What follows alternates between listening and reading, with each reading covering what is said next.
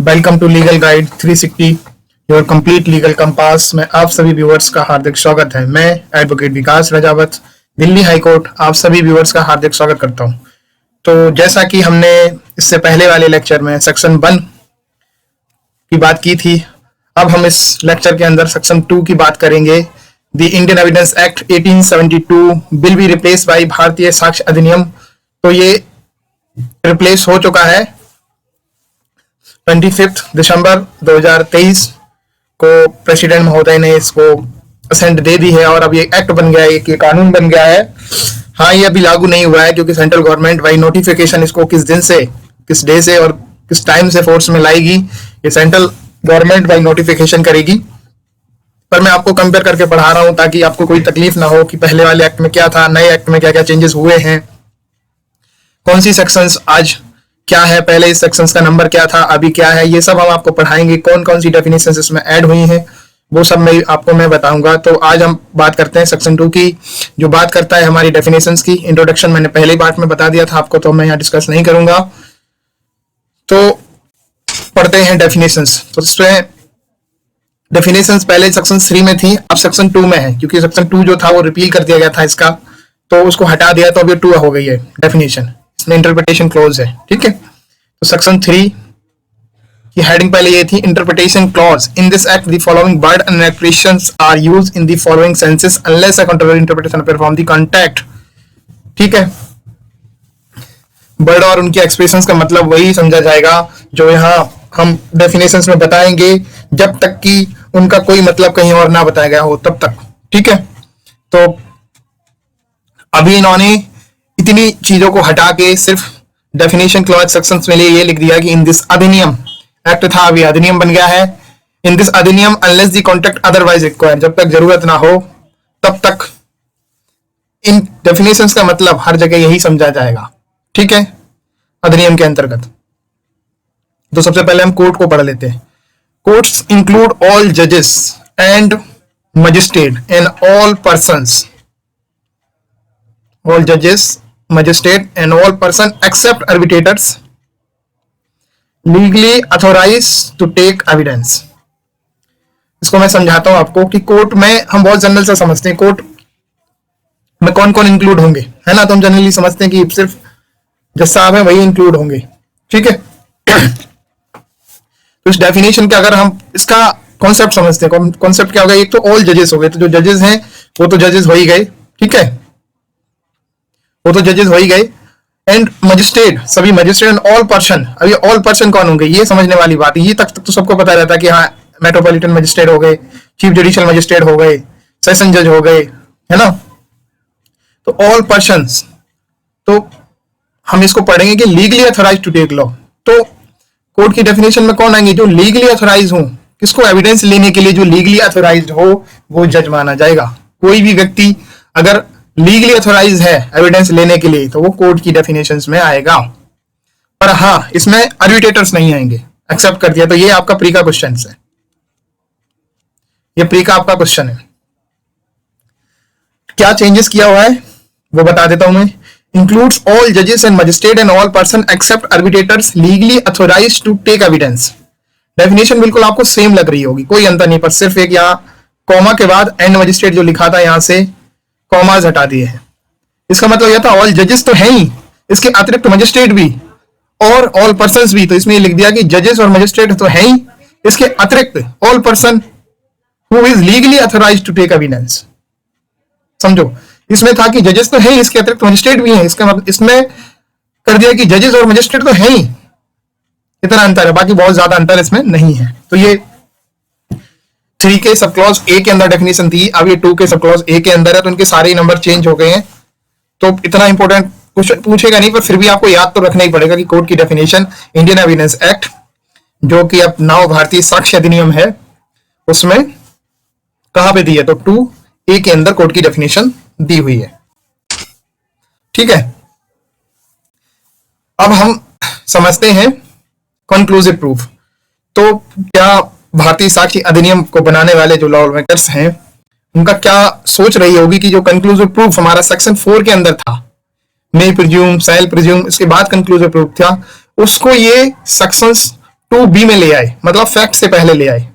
तो 3B के अंदर फैक्ट था उसकी पहले लेके आए इसको, ये फैक्ट है इसमें बाद में लाए हैं, ये उसको पहले लेके आए। तो उस पहले समझ लेते हैं। When one fact is declared, मैं बात कर रहा हूं कंक्लूसिव प्रूफ की। इसकी डेफिनेशन क्या होता है कंक्लूसिव प्रूफ, तो आप समझ लीजिए, मैं बहुत अच्छे से एग्जांपल से समझाऊंगा। When one fact is declared by this act to be conclusive proof of another, the court shall, on proof of the one fact, regard the other as proof and shall not allow evidence to be given for the purpose of disproving it।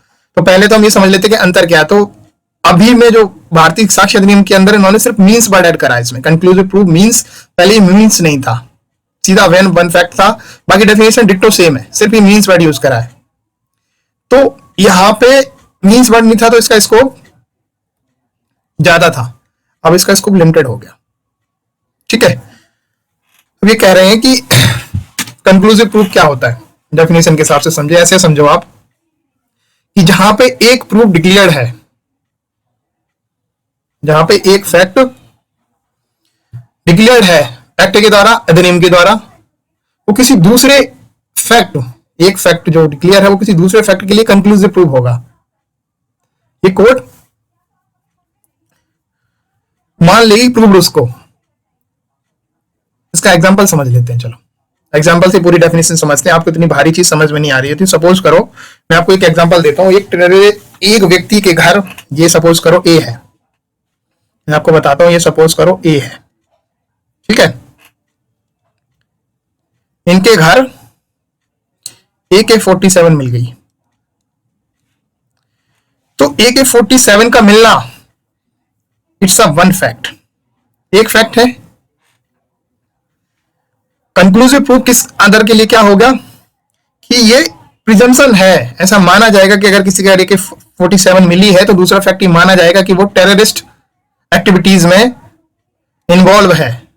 ठीक है, तो court ये मान के चलेगी, self presume, ये मान के ही चलेगी कि अगर आपके घर से हथियार मिला है इट मींस आप टेररिस्ट एक्टिविटीज में इन्वॉल्व हो। और कंक्लूसिव प्रूफ क्या होता है, इसमें आप अपने लिए एविडेंस नहीं दे सकते डिस्प्रूव करने के लिए, अपने आप को इस फैक्ट को डिस्प्रूव नहीं कर सकते। अगर आपके यहाँ ये मिला है और ऐसा किसी लॉ में लिखा है कि दूसरा फैक्ट कंक्लूसिव प्रूफ समझा जाएगा, अगर इस तरह का किसी सेक्शन के अंदर लिखा हुआ है तो आपको परमिशन नहीं है इसको डिस्प्रूव करने की। कोर्ट अलाउ ही नहीं करेगा आपको कोई भी एविडेंस देने के लिए। आप कहोगे नहीं नहीं, ये तो मेरे घर अनजाने में ही रख गया, ये सब करने के लिए कर गया, बिल्कुल भी नहीं। जिस सेक्शन के अंदर लिखा है कि ये एक फैक्ट का ये कंक्लूसिव प्रूफ होगा, अगर किसी के घर ये चीज मिलती है तो ये ऐसा प्रिज्यूम किया जाएगा, ऐसा समझा ही जाएगा, उसे प्रूव नहीं माना जाएगा कि वो एक्टिविटीज में इन्वॉल्व है। This is the conclusive proof. दूसरे एग्जांपल समझते हैं, जैसे कि काउंटरफीट कॉइन, किसी के घर से सिक्के मिले, this is the one fact. अब एक्ट में लिखा है कि अगर किसी के घर से फेक करेंसी कॉइन मिलती है, फेक कॉइन मिलते हैं, वन फैक्ट हमारा ये कि किसी के घर से फेक करेंसी मिली। ठीक है, तो एक फैक्ट तो ये हो गया। किसी एक्ट के अंदर लिखी कि ऐसी प्रिजम्पशन है, ये चीज प्रूव ही मानी जाएगी कि अगर किसी के घर से करेंसी फैक्ट मिले हैं इट मींस वो फेक करेंसी बनाता है। तो दूसरा फैक्ट हो गया, one fact is declared by the अधिनियम to be conclusive proof of another. तो एनोदर का कंक्लूसिव हो गया, क्या एनोदर हो गया, एनोदर का हो गया कंक्लूसिव प्रूफ ये कि वो फेक करेंसी बनाता है। तो अगर कंक्लूसिव प्रूफ लिखा है तो अपने आप को डिस्प्रूव नहीं कर सकता कुछ भी लाके कि कहीं से किसी आदमी को ले आए, वो कहे कि सर ये तो मेरे सामने इन्होंने सिर्फ रखवाई थी इस चीज को, वो बोले कि ये कुछ दिन के लिए हमारा रख लो और फिर मैं इसको उठा ले जाऊंगा, और तब तक पुलिस ने आके हमें पकड़ लिया, अब मुझे पता चला कि फेक करेंसी है। तो ये मौका ही नहीं देगा कोर्ट, आपको एविडेंस देने का मौका ही नहीं देगा, डिस्प्रूव भी माना जाएगा और उसके लिए आप पनिश किए जाओगे। ठीक है, तो ये है कंक्लूसिव प्रूफ। अब चलते हैं आगे। ठीक है, कंक्लूसिव प्रूफ कहां पे आ गया, 2B के अंदर आ गया। ठीक है, जो सेक्शन 4 के अंदर था कंक्लूसिव प्रूफ वो अब 2B में आ गया है। क्या इंटेंशन रही होगी लॉ मेकर्स की, चेंज तो बहुत नहीं करा है, मींस किया है, मतलब इसका स्कोप लिमिटेड कर दिया है, मींस लगाने से स्कोप लिमिटेड हो जाता है। ठीक है, तो ये 2B में है, इंपॉर्टेंट हो सकता है प्री के लिए, वो आपने देखना है। ठीक है, अब बात कर लेते हैं आगे। अब हम बात करते हैं ये section 3 document, now section 2C में है ये। ठीक है, तो ये सेक्शन है, ये जी गलती से इसमें लग गया है, ये गलती से लग गया है, सेक्शन सी। नाउ सेक्शन 2 सी के अंदर उन्होंने डॉक्यूमेंट की डेफिनेशन दी है। ये जो 2 सी के अंदर 3 सी के अंदर थी जो, ठीक है।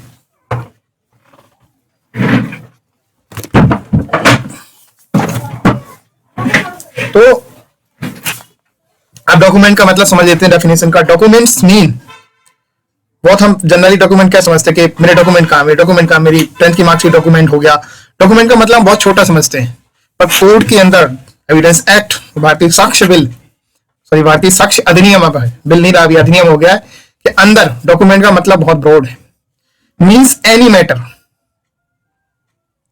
Matter expressed or described upon any substance by means of letters, figures or marks, or by more than one of those means intend to be used or which may be used for the purpose of recording matter। तो पहली बात तो document कोई चीज को कब समझाया जाएगा, उसके लिए क्या क्या है। तो पहले तो एक मैटर होना चाहिए, कोई मैटर हो। अब कोई मैटर हो सकता है कुछ भी, प्रेम पत्र भी हो सकता है, एप्लीकेशन हो सकती है किसी टीचर के लिए, है ना, छुट्टी लेने के लिए एप्लीकेशन हो, कोई भी मैटर हो, है ना। और एक तो डिस्क्राइब होना चाहिए, एनी सब्सटेंस, एक्सप्रेस करी गई हो चीजें उसमें, है ना। एनी सब्सटेंस, अब सब्सटेंस की बात करें क्या हो सकता है। सब्सटेंस कोई डिजिटल चीज होगी, सपोज करो कंप्यूटर पे लिख रहे हो आप, सब्सटेंस है कंप्यूटर। किसी पेज पे लिख रहे हो, सब्सटेंस है। किसी प्लेट पे लिख रहे हो, किसी मेटल पे लिख रहे हो, किसी पत्थर पे लिख रहे हो, किसी बोर्ड पे लिख रहे हो, जो भी सब्सटेंस जिस पे आप लिख सकते हो, किसी पत्ते पे लिख रहे हो, कपड़े के ऊपर लिखा जा रहा हो, है ना, तो ये सब्सटेंस हो गया आपका। By means of letters, letters के द्वारा लिखा जा रहा हो, ABC आ ई ई उ, है ना। फिगर्स, कोई मार्क्स दिए जा रहे हो, जैसे प्लस का, माइनस का, क्रॉस का, है ना, स्टॉप का, है ना, फिगर्स दिए जा रहे हैं, कोई मार्क्स दिए जा रहे हैं, कोई पिक्चर्स बनाई जा रही हूं किसी सब्सटेंस के ऊपर, है ना। एक तो पहली बात चीज होनी चाहिए डॉक्यूमेंट के अंदर, मैटर होना चाहिए, वो एक्सप्रेस और डिस्क्राइब होना चाहिए किसके ऊपर, किसी भी सब्सटेंस के ऊपर। किसके द्वारा, क्या क्या होना चाहिए, किसके द्वारा, लेटर्स के द्वारा हो सकता है, वो फिगर्स के द्वारा, आप किसके द्वारा लिखते हो, ऐसे ही लिखते हो, मार्क्स के द्वारा हो सकता है। और वो जो मैटर है ना, वो रिकॉर्ड, आप जो लिख रहे हो ना, वो रिकॉर्ड के पर्पस से होना चाहिए, ये रिकॉर्ड के पर्पस से है। तो 4 चीजें हमने पढ़ी। पहली बात, एक मैटर होना चाहिए डॉक्यूमेंट के अंदर। डॉक्यूमेंट कब समझा जाए कि मैटर हो गया, वो किसी सब्सटेंस पे होना चाहिए। दूसरी बात, एक्सप्रेस और डिस्क्राइब होनी चाहिए। तीसरी बात किस, और चौथी बात, लेटर से होना चाहिए, फिगर से होना चाहिए, मार्क्स से होना चाहिए, और उसका ऑब्जेक्ट जो होना चाहिए वो रिकॉर्डिंग होनी चाहिए। तो ये हुई डॉक्यूमेंट की डेफिनेशन। अब हम एक एग्जांपल से समझते हैं। सपोज करो मैंने व्हाट्सएप पे अपने फ्रेंड को कोई चीज बताई, एक मैंने मैसेज करा, तो मैंने मैसेज करा तो डिस्क्राइब करना शुरू किया, एक्सप्रेस करा हमने। अब मैटर तो एक है ही हमारे पास, क्योंकि हमें बात करनी है, कुछ बताना है अपने फ्रेंड को। लिखा कैसे होगा, हमने लेटर से लिखा होगा। तो एक तो चीज ये है मीन्स ऑफ लेटर्स, है ना, तीनों में से कोई चीज से भी लिखो आप, एक ही बात है, लीटर, फिगर, लेटर्स, फिगर और मार्क्स। तो एक चीज ये आ गई। सब्सटेंस क्या है, मेरा मोबाइल है सब्सटेंस, उसके जरिए मैं लिख रहा हूं डिजिटल फॉर्म में, है ना। पर्पज क्या है, रिकॉर्ड ही तो पर्पज, रिकॉर्ड ही तो बन रहा है, वो डाटा क्रिएट हो रहा है ना, रिकॉर्ड ही तो बन रहा है, वो लिखा हुआ मेरे पास रहता है ना। रिकॉर्ड का मतलब क्या है, जो लिख दिया हमने वो हमारे पास बना रहे। अब डिलीट कर दो बात अलग है, ऑटो डिलीट कर दो वो बात अलग है, पर उस टाइम जब आप लिख रहे हो किसी को, वो रिकॉर्ड बन रहा है ना, किसी को आप भेज रहे हो, तो वो भी डॉक्यूमेंट में इंक्लूड होगा। डॉक्यूमेंट की डेफिनेशन हम कितनी छोटी समझते हैं जनरल नेचर में, कि बोल देते हैं कि डॉक्यूमेंट लेके आना, तुम क्या मार्कशीट लेके चले जाते हैं, ये चीज लेके, पर यहाँ डॉक्यूमेंट का मतलब कितना ब्रॉड कर दिया एविडेंस एक्ट के अंदर, भारतीय साक्ष्य अधिनियम के अंदर, ठीक है। इलस्ट्रेशन समझ लेते हैं इसके। तो a writing is a document. अब कुछ लिखते हो ना डॉक्यूमेंट, मैं बता दिया आपको अभी इसका एग्जांपल, वर्ड प्रिंटेड, लिथोग्राफ्ड और फोटोग्राफ्ड आर डॉक्यूमेंट। ये सपोज करो किसी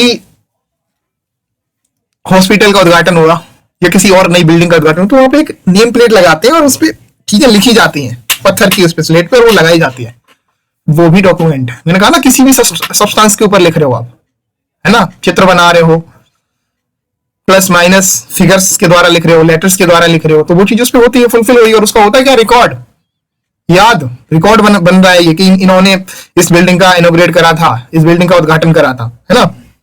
तो एक ये चीज हो गई। तीसरी चीज, अ मैप और प्लान इज डॉक्यूमेंट। यहां से क्वेश्चंस आते हैं, मैं इसलिए इसको पढ़ा रहा हूं आपको।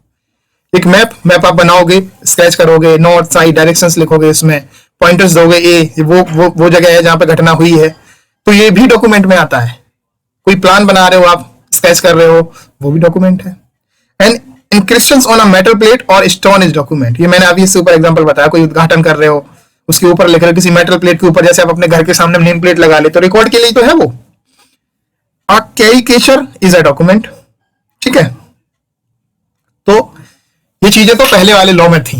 नए लॉ के अंदर, भारतीय साक्ष्य अधिनियम के अंदर एक नई चीज इन्होंने ऐड करी है, इसको और आप याद कर लो, ये तो आपको पता थी, इनसे क्वेश्चंस आते हैं प्री के, ठीक है। मैंने डॉक्यूमेंट की डेफिनेशन बता दी आपको, आप डेफिनेशन याद रखो। किसी भी चीज में आप देखो कि वो डॉक्यूमेंट है कि नहीं है, तो कैसे निकालोगे? पहली बात तो मैटर होना चाहिए उसमें, एक चीज है ना, मैटर का उद्देश्य होना चाहिए, वो रिकॉर्ड होना, रिकॉर्डिंग होनी चाहिए कि रिकॉर्ड है उसका पर्पज, ठीक है। किसी भी सब्सटेंस के ऊपर उसे डिस्क्राइब और एक्सप्रेस किया गया हो, किसके द्वारा? लेटर, फिगर और मार्क्स के द्वारा। अगर इतनी चीजें किसी के अंदर है, आंख बंद करके डॉक्यूमेंट है। किसी गाड़ी के शीशे के पीछे पर्टिकुलर किसी बंदे ने लिखवाई है, कोई लाइन लिखवाई है, कुछ भी लिखवाया, अगर वो आप कहोगे कि डॉक्यूमेंट है, बिल्कुल डॉक्यूमेंट है, क्योंकि उससे सारी चीजें फुलफिल हो रही है, ठीक है। तो जो नई चीज ऐड करी है हमारे भारतीय साक्ष्य अधिनियम में इलस्ट्रेशन के अंदर, वो हम समझ लेते हैं। And electronic record on email. जो ईमेल हम भेजते हैं ना किसी को, तो आप ईमेल बताओ उसमें, और डॉक्यूमेंट की डेफिनेशन मैंने बताई। मैटर होता है ईमेल के अंदर, बिल्कुल होता है। अब किसी को कुछ ना कुछ तो लिख ही रहे होते हो, हेलो ही लिख रहे हो, तब भी मैटर है हेलो। उद्देश्य क्या होता है उसका? रिकॉर्ड होता है ईमेल के अंदर, ठीक है। सब्सटेंस क्या हो गया? वेबसाइट हो गई, इलेक्ट्रॉनिक मोड, है ना। और लिखा वर्ड के द्वारा होगा या इमोजीज वगैरह हो, तो पहले ही हम बता चुके हैं, लेटर्स, फिगर्स और मार्क्स, ठीक है। तो इलस्ट्रेशन के अंदर आपको ये रखना है, an electronic record on email it's also a document. Server logs also document. Documents on computers, laptop और smartphone, messages, website locational evidence and voice mail message store in digital device are document, है ना। तो मैं already ये चीजें इतनी पढ़ा चुका हूं ना कि आपको जरूरत नहीं है। तो एक नई चीज तो एक ये ऐड करी हुई है हमारी इसमें, ठीक है, भारतीय साक्ष्य अधिनियम के अंदर। डॉक्यूमेंट डेफिनेशन के अंदर इन्होंने सिर्फ ये लिख दिया है, और अदरवाइज रिकॉर्डेड, है ना। ये चीज नहीं ऐड करी है बस। और एनी अदर मीन्स, किसी और तरीके से, recording the matter and include electronics and digital record, है ना। पर्टिकुलर स्पेसिफिक कर दिया इसको, और क्लियर कर दिया लॉ मेकर्स ने, तो ये अच्छी चीज करी है, ठीक है। आगे चलते हैं। अब मैंने ये दो डेफिनेशन आपको समझाते ही क्वेश्चन कर लेता हूं। ये प्रीवियस क्वेश्चन है, the Indian evidence act 1872 applied to. मैंने प्रीवियस, इससे पहले जो क्लास ली है ना, उससे रिलेटेड क्वेश्चन है। तो एविडेंस एक्ट आज की अगर उसमें समझ लें, तो भारतीय साक्ष्य अधिनियम 2023 अप्लाई टू कहां अप्लाई होगा? एडमिनिस्ट्रेटिव ट्रिब्यूनल्स प्रोसीडिंग्स पे होगा। मैंने आपको बताया था कहां कहां अप्लाई होता है। आर्बिट्रेटर्स प्रोसीडिंग्स, बताओ। Contempt proceedings, none of the above. तो इसका आंसर होगा सी, ठीक है।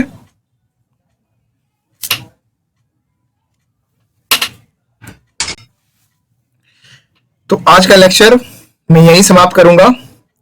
Join our Telegram channel to get free study material. आप मेरे टेलीग्राम चैनल पे जाकर इस बार कोड को स्कैन करके, यहाँ पर उस पर लिंक मिल जाएगी, आप वहां से मेरे चैनल की पीडीएफ डाउनलोड कर सकते हैं। जो पीडीएफ मैंने यहाँ पर आई है, आपको वो एज इट इज वहां पर मिल जाएगी। थैंक यू, बने रहिए।